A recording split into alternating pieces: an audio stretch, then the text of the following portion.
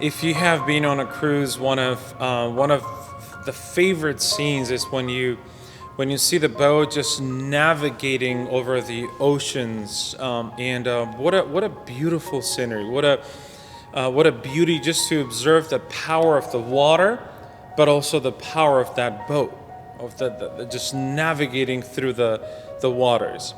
And I always have to stop and realize that while I see the beauty, someone saw the storms, or I hope someone thought of the storms. Likewise, an airplane, when you're flying out and you just realize how much power does this thing have to lift a few hundred people up to the sky, I'm hoping someone thought of the winds, the things that this airplane needs to fight through to take us in safety to our destination. You know, when you sit in a car and you call it, oh, my car is very comfortable. Well, you realize that someone thought of the roads and the seasons the car needs to go so you and your family can get there safely. One of the words that we hear most nowadays is the word success. And I agree with that. I want everyone to be successful, but I'm glad that some people thought of the road that you need to go through to arrive to the point which we call a success. This is why we have books, so many that you need to read as you move through success. The hours of training that must be completed. Think about the discipline, the determination. All of this are needed so your dreams can come true. At one point, Jesus had so many followers, a lot of them. The Bible only numbers the men, maybe too many with the woman and the children to mention. And the disciples who are following Jesus really like this image of Jesus and the many followers after him. But they are about to learn a lesson that while they see the followers, someone thought of the provision for the followers. And I think many of us need to come to a point in our Christian life or in our daily life that we need to make a decision if we're going to be a follower or a disciple. Let me read for you the conversation between Jesus and his disciples that I think this is that crucial point when Jesus challenges them to change their perspective towards following Jesus. Let me read it for you. Mark chapter 6, verses 35 to 38.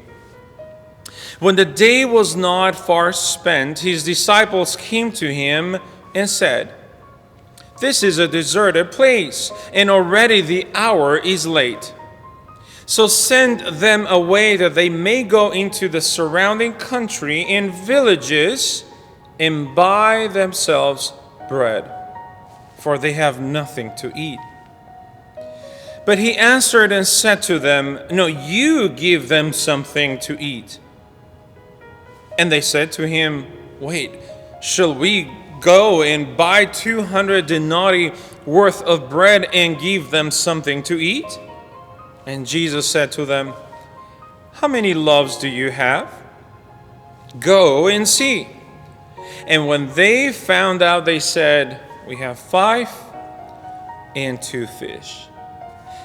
I love this conversation. I love the challenge that Jesus throws at his disciples to say, here is the difference maker between two mentalities.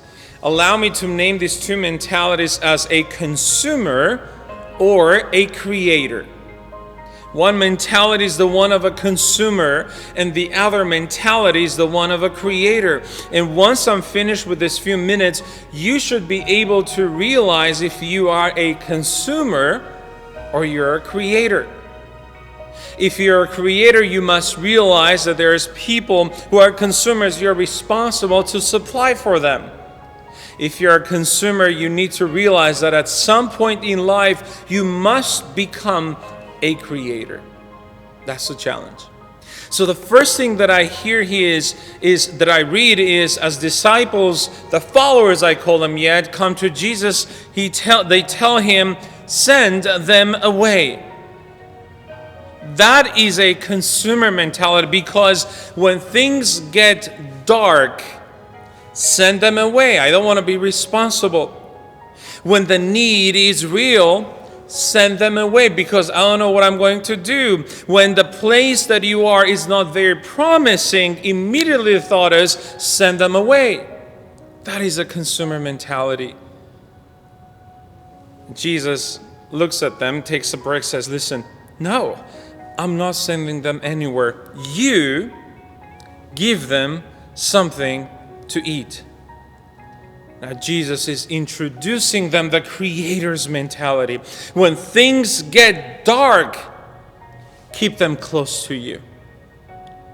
When the need is real, keep them close to you. When the place is not very promising, keep them close to you.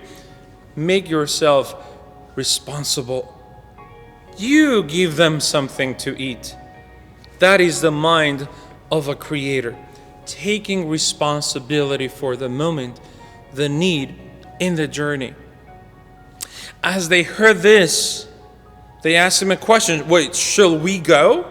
We just came, told you Jesus sent them away. You're telling us that we should go away and figure it out. Shall we go and buy with the money that we have some bread and give them to eat? Do you hear the consumer's mentality of counting the lost? Do you want me to take the loss to feed them?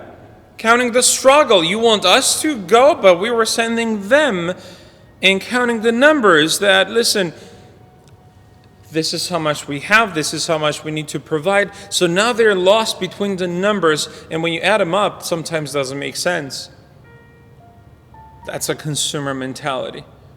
And Jesus moves them forward, says, listen, don't panic.